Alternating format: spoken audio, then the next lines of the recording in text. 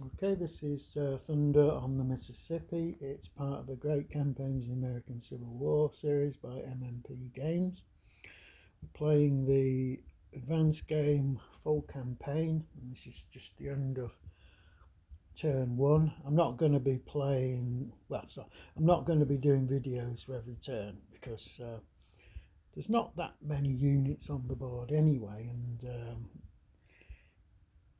there's quite a few instances where turns will end early and things like that.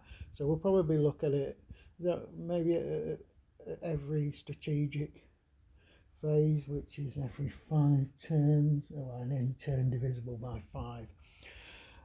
Okay, opening moves. There's not a lot the Union can do. The Union have got the drop on the Confederacy. The Confederate army is pretty much spread all over the map, and most of it isn't mobile. And the bits that are mobile, the commanders aren't actually mobile yet either. So there wasn't a lot the Confederates could do either. If we look at the Union, the Union sort of, you've got this bonus for extended march. That stops. It's not brilliant, but it could stop extended marches from wrecking your formations. When I say wrecking, disorganising them, or disordering is the term they use here. So it is helpful, and that's in place for 5 turns. They couldn't really do much.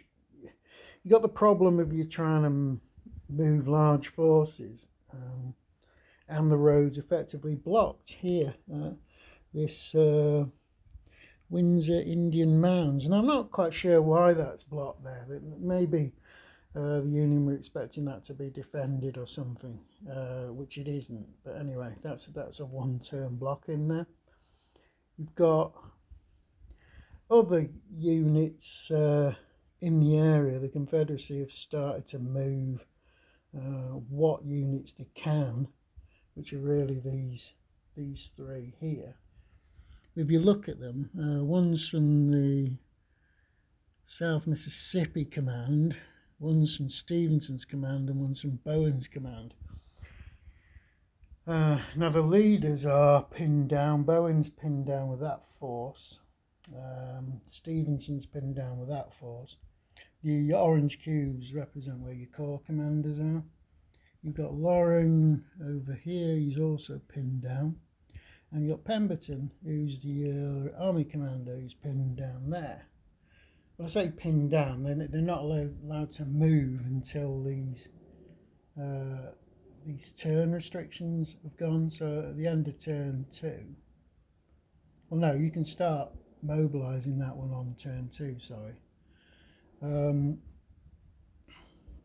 So a few more units will start coming in from the Confederacy.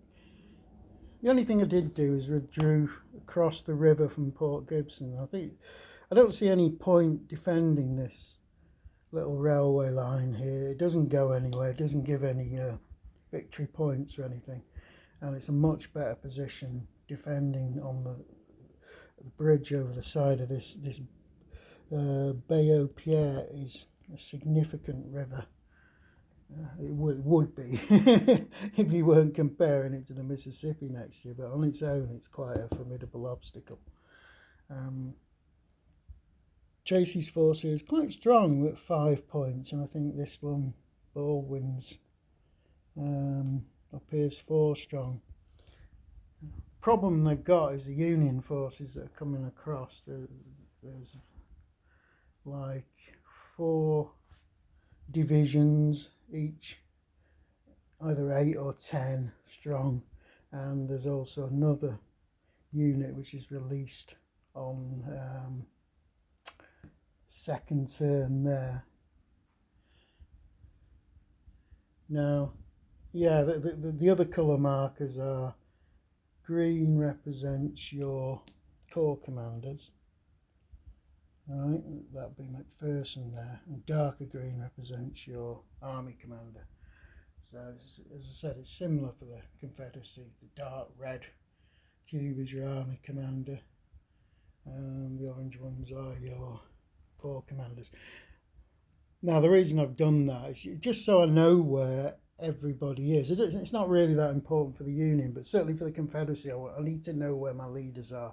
Just been staring at the board, and know immediately, because I've got to get a Confederate mobile force into play that's going to be sufficient to challenge the Union force that's coming north towards Vicksburg.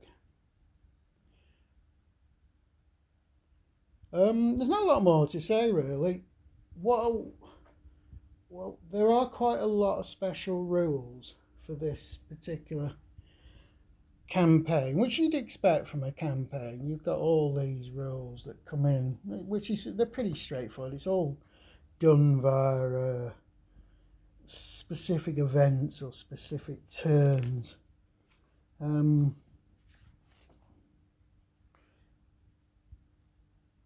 Anything else? You've obviously got the advanced rule set that come with it. There's quite a lot of stuff to cover: siege operations, relief forces, Sherman's army when it's arrived. So there's about another 8-10 pages. Oh, there's more than that, probably about 12 pages of advanced game rules that are specific to the campaign game, because it's the only advanced game in the box. We've got these charts.